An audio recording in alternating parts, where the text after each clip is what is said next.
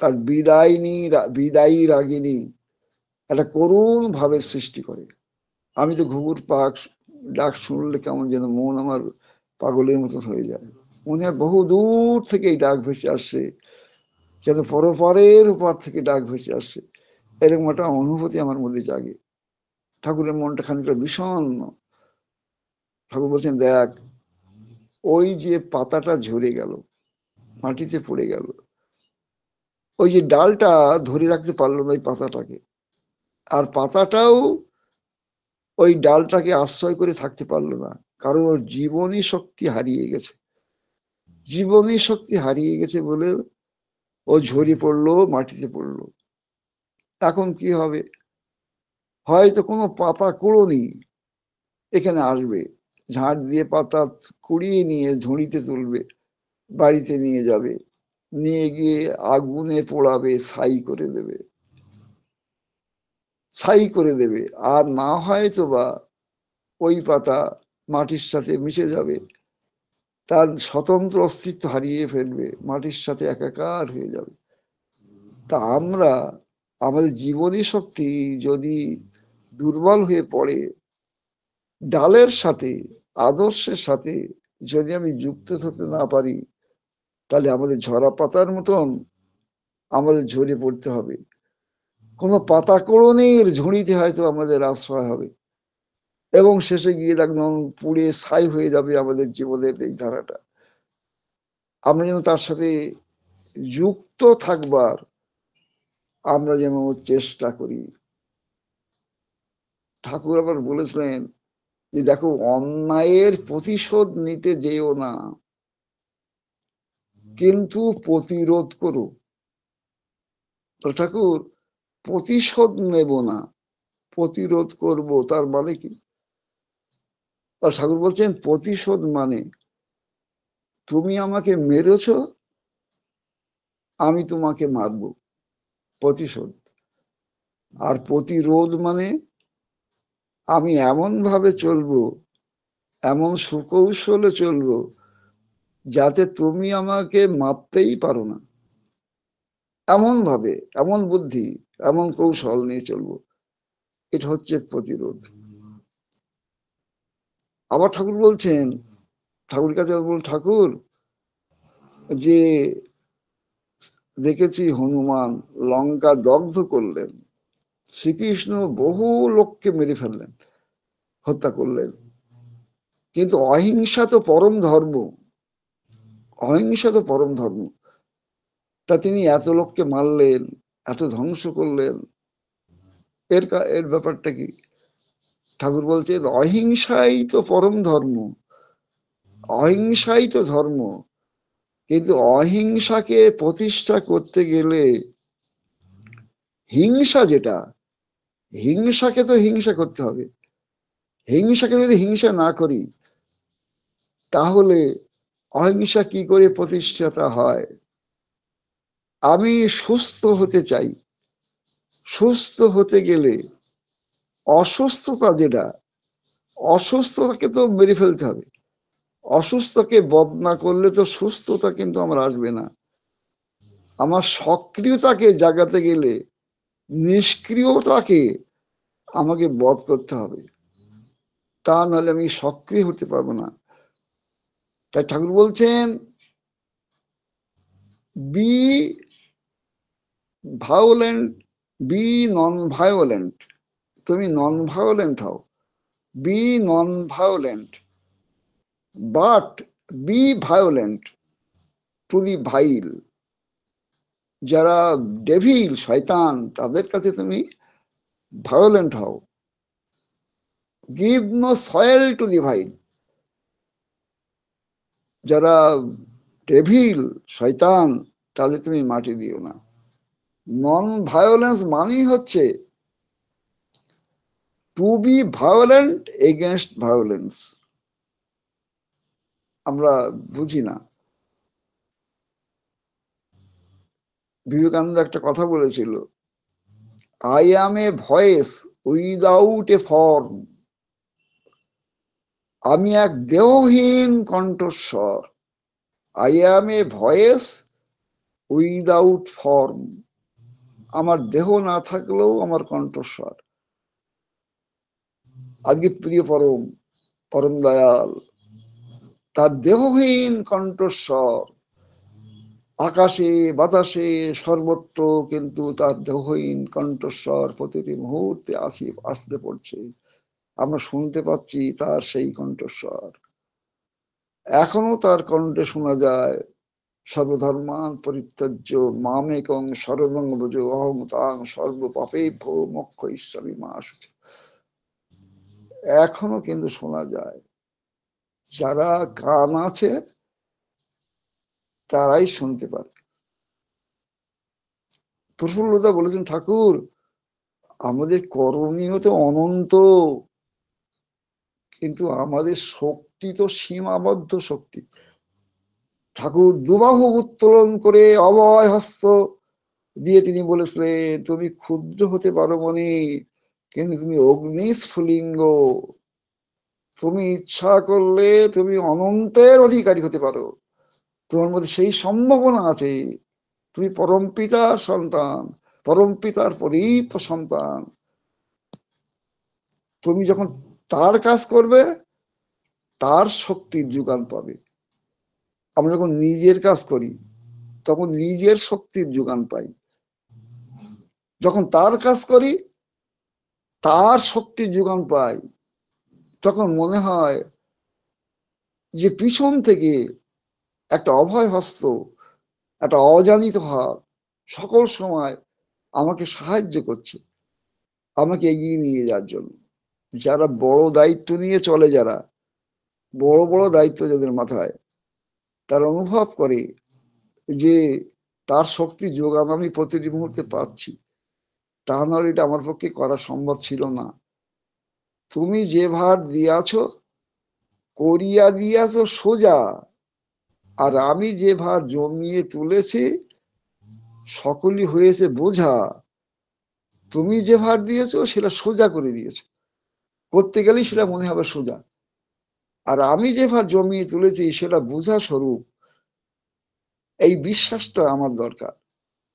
বিশ্বাস যদি থাকে আমরা অনায়াসে আজকে আমরা পার হতে পারবো। যখন বুদ্ধদেব সন্ন্যাস নেবার পরেও বৈশালী থেকে তিনি তার অসুস্থ বৃদ্ধ পিতাকে দেখতে এসেছিলেন, তিনি যখন আসলেন তখন তার জন্য শুদ্ধোধন তার পিতা বহু সেই সেই লুম্বিনী উদ্যানে বহু বহু ছোট ছোট ঘর বাড়ি আশ্রম বা শেষে থাকবে তারা তাদের জন্য তৈরি করেছিলেন। এইবার ভগবান বুদ্ধদেব তিনি যখন রাজপ্রসাদে ঢুকলেন, তিনি তার পিতা তাকে প্রণাম করতে যাচ্ছে, সঙ্গে সঙ্গে তিনি বললেন, না না বাবা, আপনি আমার পিতা, আপনি আমার প্রণম্য। তিনি পিতাকে প্রণাম করলেন। তারপরে সুধোধন বললেন, ওই ঘরে তোমার সহধর্মিণী যশোধরা মা, যশোধরা মা যেদিন শুনলো যে তুমি সন্ন্যাস নিয়েছো, সেদিন থেকে যশোদা মা রাজপ্রাসাদে থাকলেও তিনি সন্ন্যাসিনীর বেশে বেশি ধারণ করেছেন। তিনি রাজপ্রাসাদের অন্ন খান না, তিনি ভিক্ষান্ন করে খান। সন্ন্যাসী, তিনি খাটে শয়ন করেন না, তিনি নিচে মেঝেতে শয়ন করেন।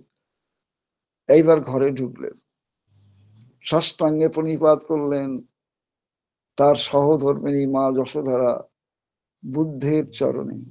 সেখানে উপস্থিত ছিল তার পুত্র রাহুল। রাহুলকে পরিচয় করে দিলেন, ইনি তোমার পিতা, প্রণাম করো। এবং পিতার কাছে তুমি তোমার পিতৃধন চেয়ে নাও। রাহুল নতমস্তকে প্রণাম করলো, হাত জোড় করে বলল, দাও পিতা পিতৃধন, তুমি আমাকে পিতৃধন দাও, পিতৃ সম্পদ দাও। ভগবান বুদ্ধ তো রাজার ছেলে, আর শুদ্ধ তখন তো একেবারে অন্তিম অবস্থা। তিনি তো ইচ্ছা করলে সেই রাজত্ব তার হাতে দিয়ে দিতে পারতেন, কিন্তু তা দিলেন না। তার যে স্কন্ধে যে ভিক্ষার ঝুলি ছিল, সেই ভিক্ষার ঝুলি নিয়ে রাহুলকে বলল, এই নাও পিতৃধন। আর সেই সময় রাহুল প্রবজ্ঞা গ্রহণ করলেন, তিনিও প্রবজ্ঞা গ্রহণ করলেন, এই নাও পিতৃধন। তা আমাদের প্রকৃত ধন হচ্ছে, প্রকৃত সম্পদ তিনি। যে মন্ত্র দিল গুরু শিষ্যের কানে, শিষ্য চলিল তাই ভিক্ষার সন্ধানে। আজ আমাদের ভিক্ষার সন্ধানে, আজ আমাদের ছোট্ট ঘরে আমি থাকবো না। ঠাকুরকে ধরে আমরা কি পেয়েছি, কি পেয়েছি? ওই রবীন্দ্রনাথের কথা, রাখতে যদি আপন ঘরে, বিশ্ব ঘরে পেতেম কি ঠাঁই। আর যদি আমরা নিজের ঘরে থাকতাম, আপন ঘরে থাকতাম, ঠাকুরকে না ধরতাম, তাহলে বিশ্ব ঘরে স্থান পেতাম কি? এই সুশীলদার সাথে পরিচয় হতো কি? সুভাষদার সাথে পরিচিত হতো কি? এই অসংখ্য মানুষ, তাদের সাথে কি যোগাযোগ হতো কি? বিশ্ব ঘরে কি স্থান পেতাম?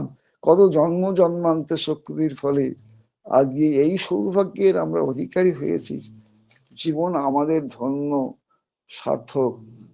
আজকে বিপন্ন দেশ, চারিদিকে একটা যুদ্ধের দামামা, ধ্বংসের পদধ্বনি চারিদিকে।